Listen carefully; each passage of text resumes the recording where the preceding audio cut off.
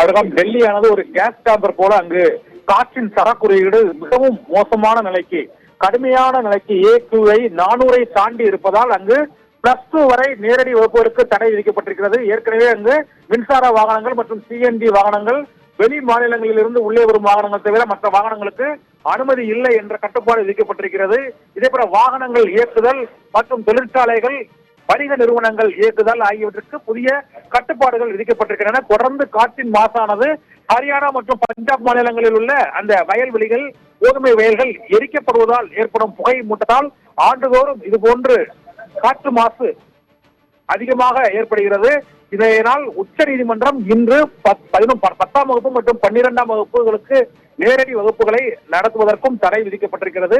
நுரையீரல் பாதிப்பு மற்றும் உடல் உபாதைகள் ஏற்படுவதற்கான வாய்ப்புகள் அதிகமாக இருப்பதால் குழந்தைகள், முதியவர்கள், கர்ப்பிணி பெண்கள் உள்ளிட்டோர் வெளியே வருவதற்கும் அத்தியாவசிய தேவைகளுக்கு மட்டுமே அவர்கள் வர்த்தக நிறுவனங்களுக்கு செல்லவும் அனுமதிக்கப்பட்டிருக்கிறது. முக்கிய அத்தியாவசிய தேவைக்கு மட்டுமே வர்த்தக நிறுவனங்கள் மற்றும் கல்வி நிறுவனங்கள், பேருந்துகள், சரக்கு வாகனங்கள் இயக்கலாம் என்ற உத்தரவு பிறப்பிக்கப்பட்டிருக்கிறது.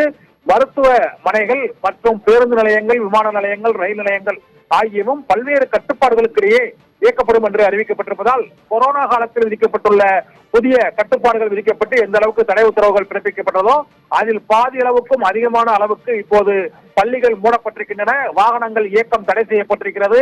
முக்கிய தொழில் நிறுவனங்கள், வணிக வளாகங்களில் பணியாளர்களுக்கு கட்டுப்பாடுகள், ஒர்க் ஃப்ரம் ஹோம் என்ற அடிப்படையிலும் ஆன்லைன் வகுப்புகளும் அதிகப்படுத்தப்பட்டுள்ளன. இதனால் டெல்லி மாநிலம் இந்தியாவின் மற்ற மாநிலங்களை விட துண்டிக்கப்பட்டு இப்போது அங்கு கொரோனா காலம் போல ஒரு நவீன லாக்டவுன் முறை போல கட்டுப்பாடுகள் விதிக்கப்பட்டிருக்கிறது. இயல்பு வாழ்க்கை பாதிக்கப்பட்டிருக்கிறது. கல்வி நிறுவனங்கள் இயங்குவதும் வணிக நிறுவனங்கள் இயங்குவதும் பாதி அளவு பாதிக்கப்பட்டிருக்கிறது. ஆபிரகாம்.